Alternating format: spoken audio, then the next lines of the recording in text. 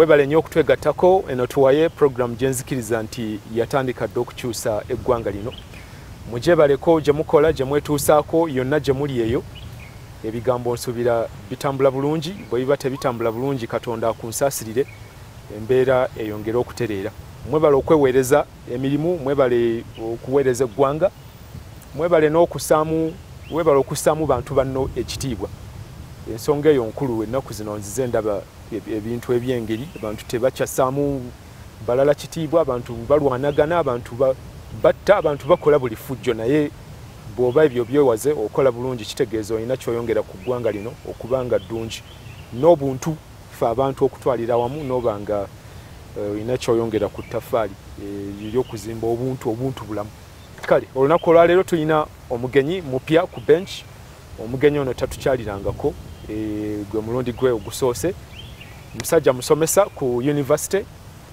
mu kakensa mukugu ddala bwenjogera kakensa ndowooza dokita oba byenkanankana dokita Jim Espire Sentongo gwe tulina olunaku olwaleero asomesa nga bwe nkugambye ku university ate n'abeera nga y'omu ku bantu abakuba katuuni wano e Uganda ennaku zino ezisinga okusanyusa ezisinga okuba ez'ekikolosoofa nga okugiraba osooka ne weefumiitiriza omusajja ono agamba kiba wayitawo ekiseera abamu batwalira ddala ekiseera kinene okumutegeera abalala kaseera katono ne bagamba awamu ono ate mugezi muzibu dokita Jim Espire Sentongo dokita atali wampiso ow'ebitabo okay, you are one of the few young people bemmanyi abantu abato abasooka okufuna PhD amangu eyo yajja wagifuna ine emyaka emeka wali wawezezza 35 gyali giweze nayina 35 naye waliwo abazifunye nga batono okusingako awo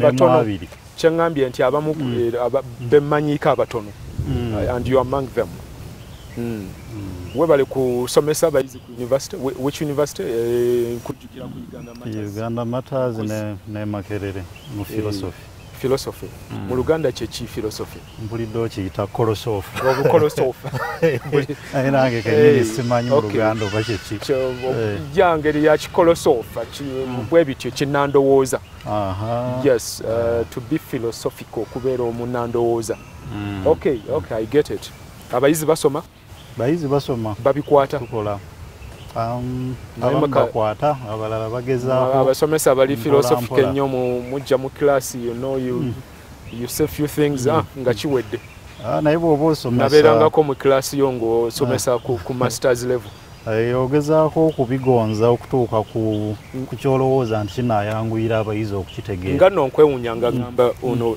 Dr. Spire yakuba zino katuuni zendaba mu observer bwembeera mu kibiina oluusi ate nteekako kifaananyi kirala okay and I don't know how you able to do this kubanga katuuni zino omuntu bw'aziraba onaani ono Rukutana eno yaddako yaliwo ndi deputy speaker Olanya Jacob Ola okay omuntu bw'aziraba alowooza nti azikuba naye oba bw'ati alifane is equally funny ng'ekyo kyatadde ku lupapula but I'm surprised you are very different from what I see actually waliwo yagamba nti bw'oba oyagala okunyumirwa bagundi ba creatives abawandiisi oba bakubi b'ebifaananyi toba sisinkana by the way laba bulabi kyakoze kuba mirundi mingi abansinkana bagamba njawuka nnyo ku byenkola naye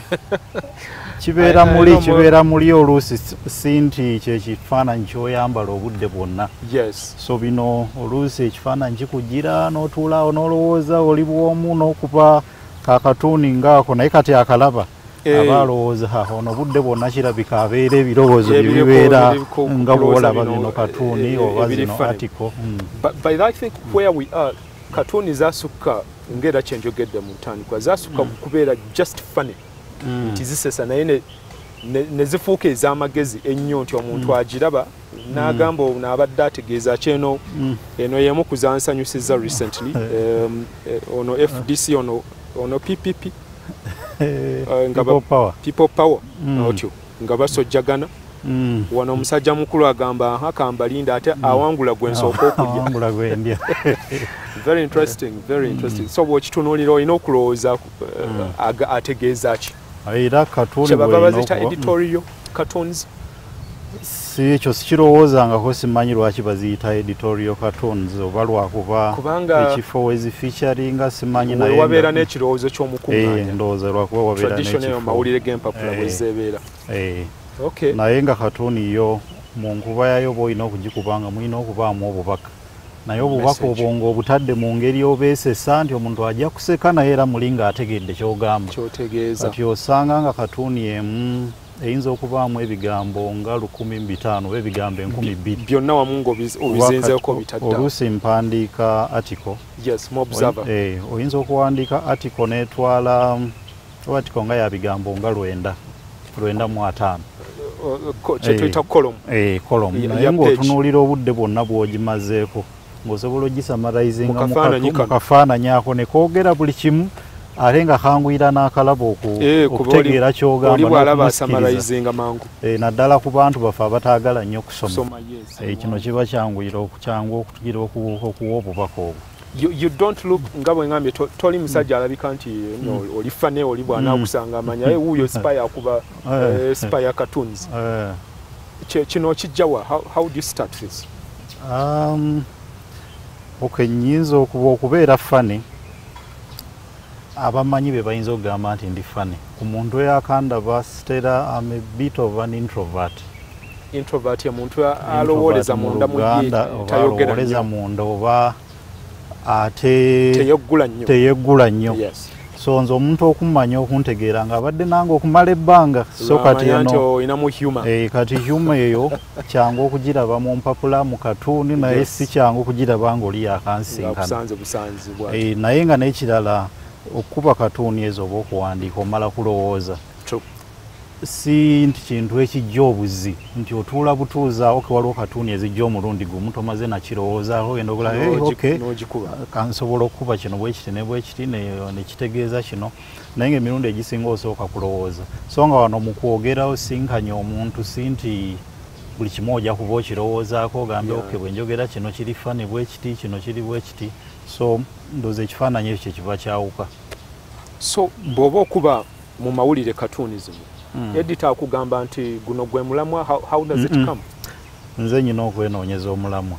Mba nyina okumanya ebigenda mu maaso obudde bwonna, kumanya nti kati mu byobufuzi kino kyekiriwo, n'okumanya ku bino ebiriwo ki ekiyinza okuba nga kisesa, ki ekyetaagako obubaka, ki kyenjagala okugamba. Kuba oluusi okwawukako katuuni endala, katuuni zange nzikozesa oba advocacy activism kyeki mu Luganda. Kutakabanira ekintu. Ziringa za kutakabanira ddembe mazima biki. Kati akantu ako nfuba nnyo okulaba nti buli katuuni gye nkuba kateekamu. So kyova olaba waliwo emiramwa mingi egibaawo nga bisesa busesa n'embyewala sirina kyembikubako. Naye ntera kunoonya ewanaabeera obubaka ne mmanya nti oli bw'anaasoma kino ajja kumanya nti wanaagezaako kuwakanya kino wanaagezaako kuwabula wano. Naye ng'emiramu egisinga nze njeewo okuggyako eddako awo nga nakatandika oluusi nga onoonya ekyokubako ne kibula n'ogenda ewedita omulaisi leero oyinayo kyolowooza oba kikubiri mu mawulire tulina kye tuyinza okukolako n'akuwa oluusi idea nemuwanyisiganya ku birowoozo naye emyaka bwe gigenda gitambula oluusi otuuka n'omanyiira kikwanguyira okumanya nti kino kijja kukola kino tekijja kukola. Some of them are very provocative cartoons. Mulimu z'okuba mbeera n'okutwita nga nniize katuuni bwa Dr. Spire n'ekebera era ogenda ebiseera ebisinga olabanga mbuli tweeting oluusi n'encomenting. But they're very provocative ngamba kati kano yabadde akakuba teyatidde. Omanyi amawanga ennaku zino waliwo katuuni yabadde Serena Williams juzi bamukuba mu katuuni nebigenda ne mu kooti Tanzania Magufuli takyayagala mukuba mu katuuni abantu bagenze bazuula nti ne wano mubalumba mu katuuni zino. Aren't you afraid? Okutya toyinza gamba nti tobamu toyinaamu kutya. Buli muntu abaamu n'okutya naye ekisinga obukulu okutya okwo okukwasaganya otya. so nze mba n'okutya olumu naye ne ŋŋamba nti bwe ngezaako okugeraageranya okutya kuno neki kyenjagala okwogera bubaka ki bwe njagala okuwa kisingako okutya kuno nsooke nkuzza ebbali nteekeyo obubaka bwe wanaabaayo ekivuddeyo oba ki binaagendera eyo naye ng'okutya kubaamu okubeera provocative bw'oba olina ekintu kyogerako ekyokulwanirira eddembe olina okukibeerako n'okiremerako kuba nze katuuni zino nzitunuulira nnyo nga ekintu nga contribution yange ku society nti kitafaali kinze lyengattako okuzimba nti nyina ekitone kino ekyokuba katuuni abalala balina ebitone ebirala abalala basobola okugenda ku nguudo ne beekalakaasa nze sobola genda ku nguudo kwekalakaasa bwe mba wakwekalakaasa neekalakaasiza wano ku lupapula sebo eno katuuni esinga neyeekalakaasa bano abakulu bano eriye kati abakola effujjo ku bantu ennaku zino aba abikula ati n'agigwako nga naawulira ng'emukuba butereevu naye okuggyako ng'oli akozesezza maanyi agatali mu mateeka si kizibu si kyangu kunkwatira ku katuuni zino kuba kati kangeze katuuni ng'eno oli bw'abuuza onaani ne bw'aba nga amufaanana nnyo tosobola kuwa bujulizi nti yabadde akubanze nti ono yenze kati okuggyako ng'okozesezza amaanyi ago nti you'll just arrest me arbitrarily toyina ngeri gy'osobola kunkwata muze njagamba si yeggwe ng'onkwatidde ebweru w'amateeka ngeri ya kivangulo nze njagamba si yeggwe nze naadde nkuba bintu birala ndi naye emiramwa olowooza yeggwe kakasa era oli bw'asoma omulamwa era amanya era Spire alabika abadde agamba ezange sitera kuteekako mulamwa ebigambo ebibeeramu era nabyo obiraba nga si byebigambo nti kyangu okuteeka siteekamu mannya so oli tajaga nti erinnya lyange liirino ntaddemu owadde okuva ku nze katujja mu kitundu ekyokubiri Dr.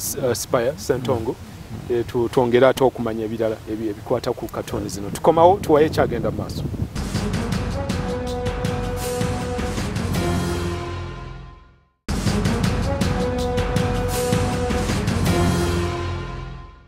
kegende maaso tuwaye tulina Dr. Jimmy Spire Ssentongo musomesa ku university awandiika mu mawulire Weekly Observer ate akuba ne katuuni ze osobola okuziraba ku Facebook Spire Cartoons ku Facebook ne ku Twitter obeerako nnyo hando gibawe abantu gibawe eri J Ssentongo naye Ssentongo eri S J Ssentongo ati J Ssentongo ku Twitter buli wiki wabeerayo ndowooza buli wiki ebeemu oba bbiri ogendeyo olabe katuuni zino abantu bano nabo ba artist mu ngeri nyingi nnyo ng'ogyeko okuba nti waliwo message ebeera mu bintu bino naye this is also art that excites asanyusa okulabako ate ndowooza mujje mwekolemu oba na association abakuba katuuni zino twakigezaako naye Rasi yakolako edda engeri y'omwoleso na exhibition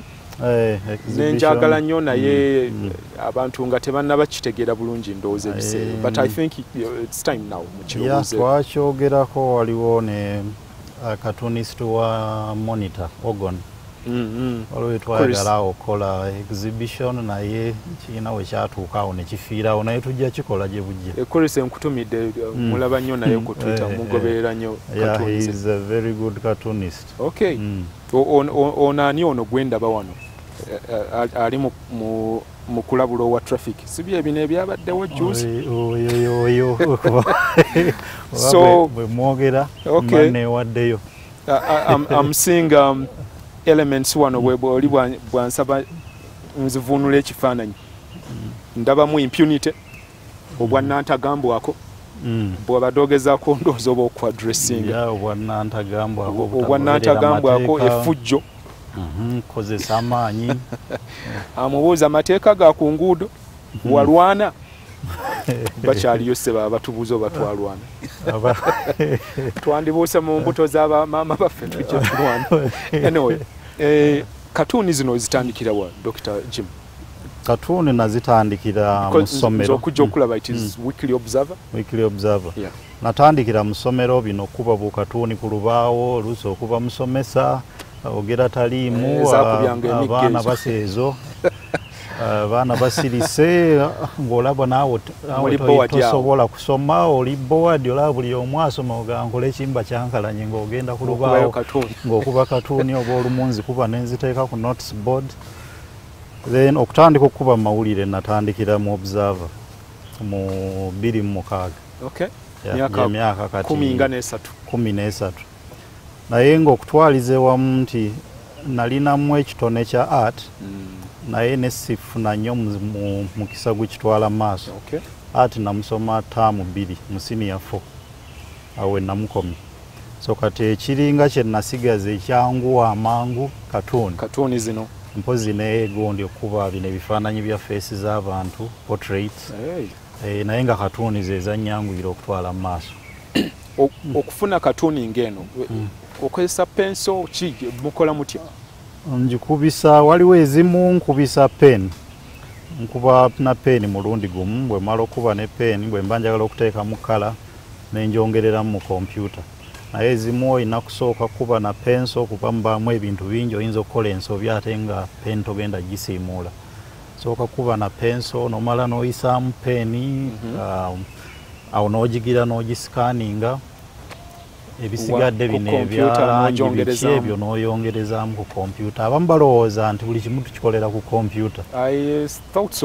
Manyi waliwo ababikolera ku kompyuta, waliwo drawing pads, waliwo muntu bw'oyinza okukubirako. Naye nze sitera nnyo kwagala bikozesa, mba njagala nkozese mukono ku lupapula kwennyini nti ne bwe mmala okikola nsobola okusigazaako kopi eno. Oli wajjira ogamba nti yakikola. Nze nnina original gyendaga naye bw'oba wakikolera ku kompyuta ennaku zino abantu engeri gye babba emirimu gy'abantu asangulako busanguzi signature n'agamba kyange nze nakikose kakasa nti kikyo. Waliyo koosi kubanga ati gwoyogerako batusomesanga paper 6 simanyani senior 4 ne 6 ne tutuula ebibuuzo. Nze engeri gye saagenda wala nnyo mu kusoma art simanyi nnyo, manyi koosi gye ziri ebweru nziwulira. Makerere mu bifa simanyi oba waliyo animation gundi okuba yandibadde mu koosi gye bayita animation. Simanyi oba waliyo animation oba abamu babisomera mu graphics simanyi. Naye nga wano e Uganda okutwaliza wamu katuuni si kyekintu ky'abantu kye baateekako ennyo omulamu wa kukisomesa. Siwulirangayo nnyo muntu nga katuunisi n'aganze bansomesa kubeera mpozi ba illustrator. Nayogerako ne Ogon ye n'agamba yasoma illustration. Ndowooza babisomesa e Makerere. Yagamba yasoma illustration e Makerere naye seekakasa oba bweziti katuuni ng'eziri political biki ebyo babisomesa. Tekiriiko nnyo nti mulamwa bakisomesa kiri awo naye ng'ate ono mu bantu kikutteyo. Kubanga bw'olaba empapula gye zaatandikira zino ez'amawulire okuva ku muno ndowooza olupapula olwasooka yali Mengo Notice 1898 thereabout Mengo Notice naye simanyi oba yo mwalimu katuuni naye zajja ziddako zimuno Uganda yogera and what have views on nazo mwabanga mu katuuni. Saagobereranga natandika goberera ku Senoga kati ali America. Then Rasa ne wajjawo abalala awo baatandikira okuwerera awo. Naye nga we natandikira okuba nga agoberera.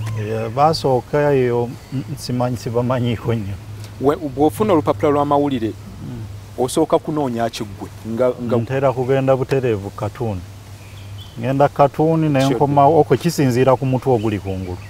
Oguli kungulu we guba gusikiriza nsobola okusooka n'ensomasomamu n'entunula ku headlines eziri political. Bwe nva ku byobufuzi ngenda katuuni naye emirundi egisinga nsookera katuuni. N'olyokodde eno. Kati awo bwe ntuuka ku sport saagala nnyo sport. Bwe ntuuka ku sports agange gaba gaweddeyo situnula nayo. So ono satire to satirical rendition. Okukakanya ebyabaddewo n'obisa mu ngeri eri funny eri hilarious. Olowooza bisobola okukyusa status quo mu byobufuzi we tuli wano kuba kati wetwogerera in the line of arts owulira music kyakola music abantu bamutaddemu amaanyi ennyimba kati zoogerera ddala. Kisoboka naye toyinza kumanya toyinza kwogera na bukakafu nti manyi katuuni zisobola okukola kino. naye nga nze engeri gye nkirabamu nti buli kimu kiba kirina kyekyongerako. Owa music n'ateekako kyataddeko, owa katuuni naffe netuteekako kyetaddeko, bano abawandiisi abalala abeekalakaasa ku nguudo abakozesa. So kiri nti buli muntu aba n'ettaffaali lyayongerako. So katuuni mmanyi zirina nnyo amaanyi, kuba bw'oba okuba katuuni ebimu ku bye tugezaako okukola ogezaako okunyiiza oyo akoze ekikyamu, ng'okimanyi nti bwe munyiiza osanga ajja kwewala okuddamu okukola bino ajaga bajja kuddamu bankube mu bukatuuni kye tuyita mu luzungu poking. Musojja ku luwonzi poking, to ridicule. Yes. So nti bw'omunyiiza oyagala abalala bamusekerere kuba mbamanyi buno bukatuuni bubatuuka, abamu ogira nawulira ne bakubira essimu nti nalabyeko akatuuni ke wankubyeko, so n'omanya obubaka bwatuuse. So kiyinza obutaba nti kijja oba kukyusa gavumenti okirabe nti katuuni ejjeeko gavumenti, but individually naye individually and in the end ng'ogenda ng'ogatta impact ezo entonotono wano ewali zibaako n'ekyezikyusa. Kuba bangi aba b'osanga n'agamba oba oluusi nga munyiivu wankubako katuuni eno naye saasanyuka gwe mulinoga yagiraba obubaka bwatuuka. Ndozera mu machi ekigenderwa kya satire mu mawulire kugamba kwabo abakola ebitali bituufu. Naddala abatusinza amaanyi ng'omanyi tolina ngeri gy'omutuukako tomukube ekkonde bw'oba mulwanyi, naye omanyi bw'onaakuba katuuni ejja mutuukako emunyiiza ate oluusi nga talina kyakukola. Kubanga bwe nagambye mu kusooka tajja kugamba nti nze gwe wakuba.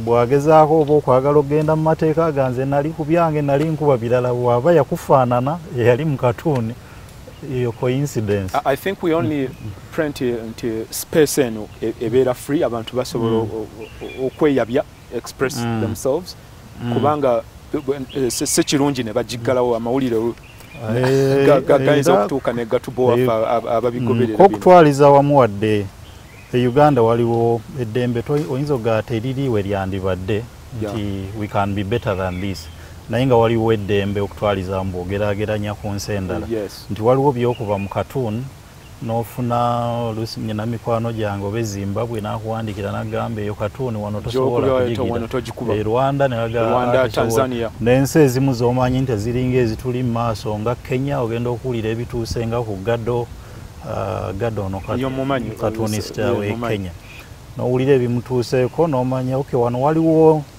some level of freedom. So naffe tuba tukuba oluusi wadde omanyi oyina eddembe kuteekamu ku buvunaanyizibwa. Waliwo olumu bwe weekomako n'oga kino self censorship nandyagadde kino nkikube bwe nti naye ekyo kankireke. Waliwo n'emiramu egimu gye tusalawo n'oga ogwo sijja gukubako kanguveeko n'otambulira mu layini ene nti oluusi oba oyagala kunyiiza kimu ekuuma amateeka naye toyagala oluusi ovume, toyagala ovoole ekiteetaagisa. Naye waliwo ate gy'okuba oluusi ng'oli munyiivu nnyo. Waliwo katuuni ze nakuba mu budde obw'okugyawo age limit. Ezimu zaali nga waliwo ali mu kurepinga constitution. Eyo nagiraba oba ngiina wano constitution yakuba omulanga. Nti ezo ze zimu katuuni zange ze nnyinza oga nti oba yali close to crossing the line oba yasala ku line, naye nga kisinziira ku mbeera nti naawe agikuba obeera muntu. Kati ng'oli bwanyiiga ali ku street n'akasuka ejjinja, awo nange nnyinza ogaa nakasuka ejjinja. Naye nga bw'omala ogikuba olina naawe relief gy'ofuna. Waliwo ne gye nalaba ennyonyi eyali evuma omukulu omu. Ennyonyi yali ya Ogon. Yali esonza olugalo. Yali ya Ogon. Mu katuuni ze sigenda kwerabira. Katukamya mu kitundu ekyokusatu tuwaye kyagenda mu maaso. Dr. Jimmy Spire Ssentongo yaliwo.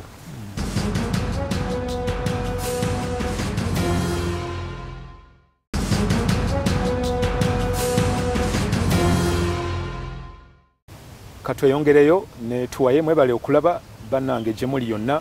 Tusiima tusanyuka abali ebweru wa Uganda mubeerako bambi n'obubaka ne mubuweereza, tweyanzizza nnyo. Osobola okugenda ku Facebook NTV tuwaye page yaffe eyo gyeri, mwebale okunyiikira. Njiraba abantu kumpi 40 n'okusobamu be bagiriko abagoberera ebigenda maaso ku programu eno ne ku NTV okutwalira awamu. Dr. Jimmy, Katuni zino muzikubye kakati goli myaka 13. But you know abantu baziraba olusi ne bakirekerera awo mawulire nti editorial katuni bambi ekanya omanyi yo mu katuni oyo asinga wano obukadde. Naye nze mbeera awo ne ngamba abantu bano tebayinza kukola sente mu katuni zino. Don't you think you can monetize this? Ngojja konti maybe observe kusasula okuzikuba. Naye simanyi ngeri kyendala gye muyinza okuzifuna. Zo katuni sente mweziri n'okwongera okukola ezisingawo kisoboka. Nze lwakuba emiro ezange katuni ezisinga sizikola lwa sente. Nyina katuni zolaba nyingi ku Facebook, ku Spire Cartoons, nga siina gwenjiguziza njikoze bukozi ndabye omulamwa guno nti nsobola okuba n'obubaka buno bwenteekako, nsobola oba n'owulira ng'olina obubaka bw'oyagala okuwa. Naye si nti ngenda kufunamu sente zino bwezi. Naye nga nze kirabika ekyo kiva kuba nti nina omulimu omulala ogw'okusomesa. Kuba engeri gye saasoma art ne byensomesa sisomesa art, ze nasoma philosophy.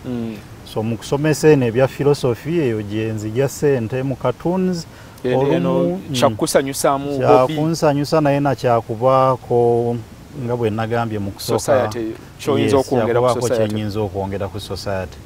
Naye ng'oluusi ofuna ne wabaayo organization egamba nti batwagala kutukubira cartoons bweziti za advocacy, twagala kola posters. Naye nga mmanyi abali mu cartoon nga yeringa omulimu gwe bakola ogw'enkalakalira nga Chris, nga Kwizera, nga Rasi, manyi bo bafunira muddala. Manyi bafunira muddala. Nange nfunamu naye sekiri awo. Watya n'ozissa mu kitabo kubaza okubye kati ebbanga? Nakigezaako naye nakikoma mu kitundu obudde ne bubula, ne njagala okuteekako omuntu omulala. Ekizibu kyennyina nti ebintu byange njagala byekolera nze kennyini. Obiyinza okuzibwa. Mba njagala nkibeeremu kumpi nga by 70%. So nina we nakituuka ne kifiira awo naye nga kirowoozo kirungi. Ndowooza bwe muzikompiringa fe ababigoberera ogamba ekyo nja kukigula. Ya kirowoozo kirungi nja kugezaako okukigoberera. Kubanga bino ebintu tebirina value, I can tell you. So bw'okireka nekiyitawo obuyisi bwekityo, I think oba naawe ofiiriddwa mu ngeri. Naye nga ku TV, radio, oyinza geraageranya otya level za satire ne mu mpapula z'amawulire we tuli kati? Ku radio sigoberera nnyo okuggyako programs zimu na zimu z'omanyi zino eziruddewo ennyo nga kaliisoliiso. Olumu mpulira ne ku Simba. Binsanga wano. Binsanga wano ku makya. Naye nga sigoberera nnyo ku radio. Ku TV waliwo eno ki? TV satire. Waliwo some satirical program. Zungulu. Then eneya Nandutu. Point Blank. Point Blank. Zungulu nze muwandiika naye nali saagala nnyo bantu bamanyi. Kati weeyabiza. No, they finally got to know. They finally got to know. Naye nga program nungi nti abantu bangi abataagala goberera byabufuzi baga ekyo si kintu kyaffe, naye bw'oteeka mu humor mu ngeri bw'etyo oyongera ku audience n'atandiyagadde kugoberera, bw'alaba nga waliwo ekintu ekisesa naye ajja n'agira before they know it atandise n'okugoberera eno story. Waliwo ezimu z'okuba olinaga naye eno nga sigitegedde kwata kuki noga nti waliwo bwekiti ne bwekiti ekiri mawulire genda osome olwo naddayo kati awo bangi abadda ne bagamba saayagalanga nnyo nze ebyo byabufuzi naye olwakatuunizo kati ngoberera ebyobufuzi. So ku radio mmanyi bantu bangi kati olwakuba ne comedy ekuze general comedy some sort of satire. Manyi bangi abakola emirimu ng'egyo ne ku TV naye lwakuba sitera nnyo kubeera ku TV na radio. So ebimu sibimanya. Satire ayinza kwongera kukula atya ulowooza Dr. Jimmy?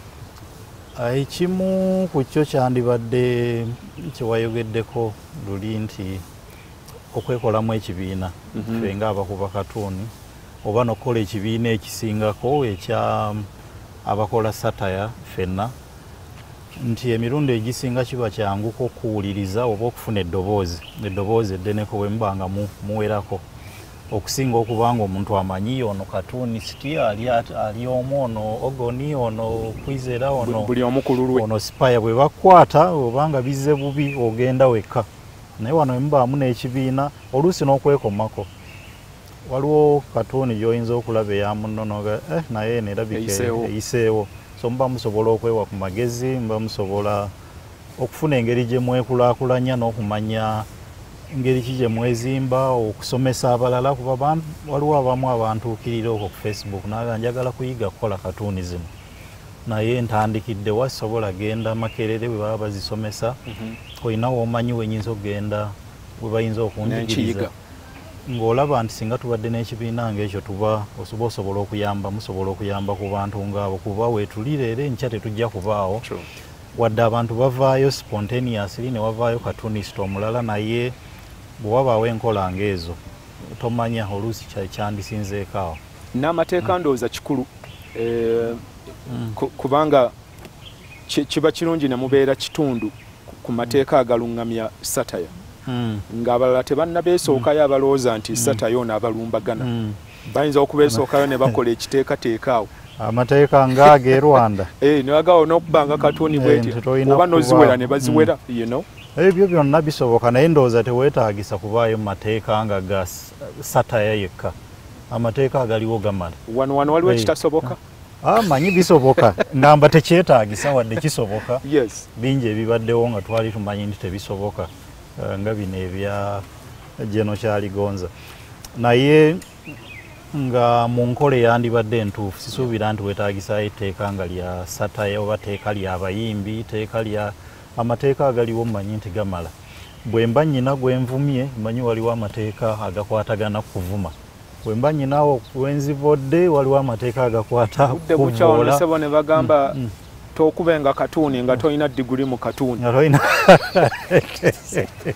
awo nze baba bangobyemu noga katuzisomewa diguri ya katuuni olaba mwenna bwe babajjawo ekisoboka era abamu basigalamu okuwandiika satire owa TV oba ki okuwandiika zungulo noddangayo n'osoma diploma oba osooke kugenda kufuna lukusa oba ofuna olukusa okuva ewa minisita byonna bisoboka ate ekigenda kyonooneka okuva ku bino ebya Bobi Wine nti waliwo bangiyita paranoia kyeki mu Luganda paranoia muntu okuwulira akulowooza nti bamukyawa naye nga teri amukyayi oluusi namukyawa abaawo oluusi wabaawo nti waliwo okutyawo okwenjawulo okuleeseewo ebyo nti abayimbi batandike bakugira mu ngeri bweziti nebwezitokola kino nga manyi nti kiyinza n'okujja mu katuuni bwe batuusa ekiseera ne balowooza nti abakatuuni bano batukubye nnyo naye nga oluusi gy'okoma okuleka omuntu n'eddembe eri ate n'abantu oluusi okuignoringa waliwo katuuni gy'okubanga olowooza nti yandireeseewo okubaganya ebirowoozo kungi naye n'olaba egenze bwetyo esirikidde awo naye singa baba baleese etteeka ng'eryo manyi kijja nakwongera ate attention abantu ga lwaki baleesa amateeka gano ku katuuni ekitegeeza waliwo ekiri mu katuuni zino ne batandika okugoberera so oluusi ate oba osabamu n'okusaba nti oba balireete kubanga manyi terijja kulwawo terijja kukola naye mu kulireeta liba terijja kutuyamba okwongera n'ofuna abantu okulaba byokola naye nga babiraba lwakuba nti waliwo akireese mugondi aleesa attention yeyo naye nga mu ndowooza yange ndowooza tetujja kutuukawo oba mu nsaba yange nsaba tuleme kutuukawo tugenda mu political season maasawe egenda kubanga eri tense manyi gye bujja eyo katuuni zijja hours olaba katuuni ate nga naffe tugyetegekedde nnyo kalaamu tusongola simanyi bwe kinaabeera mu maaso eyo naye ng'okutwaliza ewamu we tuli kati waliwo ku ddembe erimala ku bakubi ba katuuni waliwo bempulira abamu nawulirako Chris ng'agamba bamukubirako essimu ne bamu oli n'amutiisatiisa naye nga si kyekitiise nnyo bwogerageranya wakati nze bwe kuba okuba katuuni ku nsonga ng'ez'abasiraamu n'okuba katuuni ku politics nkuba ey'ebyobufuzi kuba nakubako katuuni edda gwali oba 2 awo 12 awo nakubako katooni kugondi ku buvuyo oba mbuyite buvuyo ku butakanyo obwali mu busiraamu ebiwayi by'abasiraamu naye saamanya nti mu basiraamu tekikkirizibwa kuba kifaananyi kya Allah. So nakuba omusajja ow'ekirevu ekinene nga mukubye nti ye Allah ali waggulu nga mubajja ali ku muzikiti waggulu ali mugamba you ask my guide alinga agamba nti guide we ye Allah ngeno wansi waliwo abali mu kusima omuzikiti. Ne wabaawo awandiika erinnya lye sirijjukira naye nga yali mukulu mu busiraamu n'awandiikira observe ebbaluwa ng'asaba beetonde bwe bateetonda bajja kulaba ekinaabaawo. Okuva olwo katuuni eyo yaleetera seeyo yiyo naye okuba simanyi Allah mu katuuni byaleeterako obuzibu ba katuuni France of course waliwo n'ebyo ebya France n'ebya Denmark abantu nebazira ebyamaguzi ebyo Denmark so okutwaliza wamu ebimu byewalira ddala biri so sensitive n'ekirala oluusi omanya waliwo ebintu ebimu kale ng'osobola okireka n'ogaa nti kino abasiraamu si nti gamba nti omusolo gwempa gwe guddukanya obusiraamu nti nja kufaayo nnyo ki ekiri eyo. Of course nsobola okufaayo nga bwe naafa ku bantu abalala naye nti bwe kituuka ku byobufuzi mmanyi bye bakola binkwatako obutereevu ate oluusi okuba oba kubba ssente nange omusolo gwange mweguli.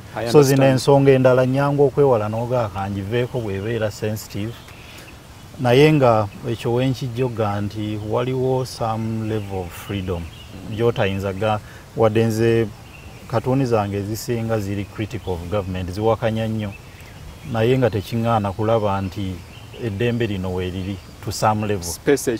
Si buli muntu nti space yagirina kuba bangi abatagirina ne wano mu Uganda naye nga ku bakubi ba katuuni bo weeri. Nsanyuse nange sebo Dr. Jimmy Spire Sentongo webala okutukyalirako okutuwaye kale sebo batulabire bonowozeeyo Makerere ku university ne ku Uganda Matters University enkozi kale sebo obanzi jankomewo nsomese ne ku PhD wandikomyewo PhD nagisobola nze nga lwaki togisobola byokola bino oyinza n'okutandikirawo research. Well yeah, you never know. Kale webale sebo okujja tuwaye program gyenzikiriza nti yatandika dda okukyusa ensi eno. Webale nnyo okulaba tunaddingana ku Sande jja Katonda omulungi abankumire.